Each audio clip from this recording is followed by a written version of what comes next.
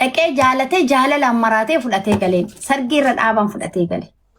gaafa galuun haati tiyya marqa garatti marqan hin beektu dhagaa isinii hima arsiin bakka marqaatitti arsiin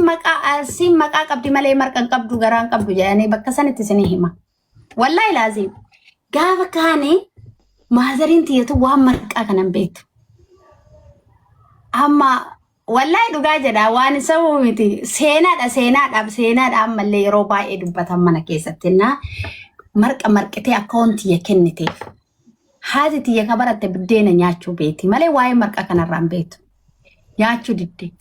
waan ani nyaadhe akka mabbaa keetii nyaachuu didde hoo jedhe faazariin girgiraa fuudhee girgiraan beetanii mika biyyaa ka duraanii namni hoo ifatu tokko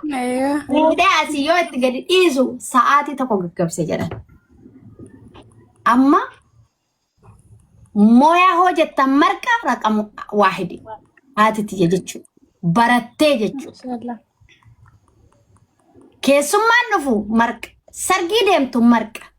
ani sinii wallahi dhuguma maal sistariin hin jirti asal marqa hojjetan baqa ganama subii gaafa ganama marqi mana kennatti subiidhaan marqamee nuu kenname ay gammachuu dhiisisiin jedha ka jaarsa adda maramtee kaamti akkawoti yanna guddise ana akkawonti ya marqa ani nyaadhu maqaa qaba jaayi sanin ammallee na erganii jaayi qaba fata ta'u malee nyaadhu jedhaan fuunfadhee nyaadha marqa ganda namaa nyaadhu fuunfadhee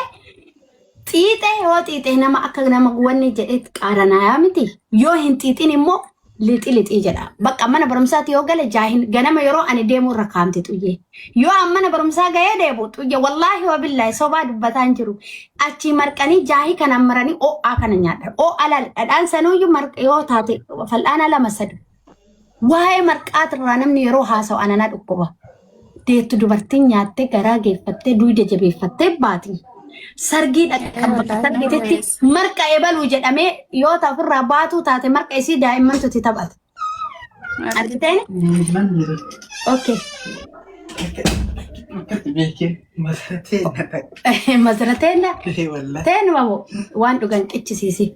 Innaa arsiin bakka marqaatitti wanni qaba laala kabajaa qaba hayaa qaba marqa ganda biraatitti hin galu. Wallahi ganda biraatitti galuu hin danda'u. marqi arsi addaani qarsiit gara bira immoo waa'ee bakka amma dhiyoo kana waa'ee mun barbaadu namuma keenya ijoolleen teena ta'a arkan comment illeen ta'a follow funaannatu wanni abbaan waan fedhe jaalatee nyaatu mirga qaba ijoolleen keenya goroorroo kana keessa kotottanii waa nama fuutan goroorroo kana keessa live dhufin siin hin jenne deemu lakkoofsa barreeffamee live seenimee si argon live seente goroorroo kana keessa waasi fuudhan eegas anamman dubbadha waan argitanii jira osoo nuti waan dubbanne osoo commentin dhayne namni hambaa waan nun xiqqeessu namni hambaa akka nu tuqullee kan godhu isinu taa ijoolleen teena commentin namarraa of kabachiisa qee keessan ganda keessan kabachiisuu ka dandeettan isin ani isinii hime nuti xiqqeen irraa nyaanne guddanne waa'ee marqaa hayaa marqaa nutu beeka maa deemte qixxaa miti waan barbaadettaa kennitu maa dhayxee koomantiitti barreessitan maaltu gandaan baa isin fide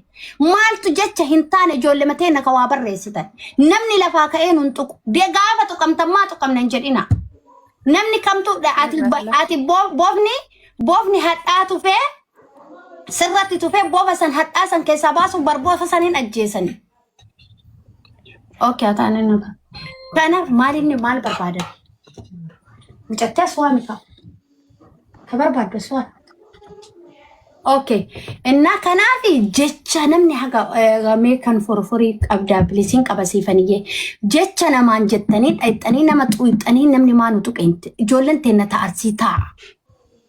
jabaa ofii abba jabeeffata laafaa ofiillee abbamatu laafummaa ofii saniin hayaa itti kenna nu dhiisa ta'a isin ganda ambaa deemtanillee naman arrabsina ganda amballee tuqina gandi ambaa ka isinii gadi hin jiru oromoon kutaa 11 ta'edha 12 oromoo ni waan qabu haa nyaatu namni waan qabuun cidha dhaqata jedha oromoon maa hin beektan ka biddeena fataffatatee deemu jira dhabee marqa sanuuyyuu dhadhaa waan itti qicatu dhabee Zayitiin faadha itti dubartii maana man tuqqinaa deemtanii namni nu arrabseen jedhinaa gadi baatanii achi deemtanii garaagaran keessattuu balaanina dhalaan teenna kaafte wadara harree dhuufisa dhiira gadi baasee waccisiisa dhiirri garaan waccu jedhan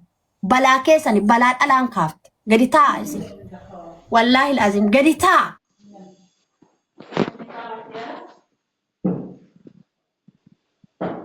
gandaan baa deemtanii naman arrabsina achi moo deebitanii isin mataa keessa dhiirri kennallee haa kabajamu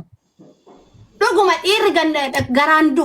maaliif dubbiin tun balaa isin kaaftani dhaalamatu deeme koomantii itti barreesse dhiiraa miti isinii galee qoy dhufeena eega taa takka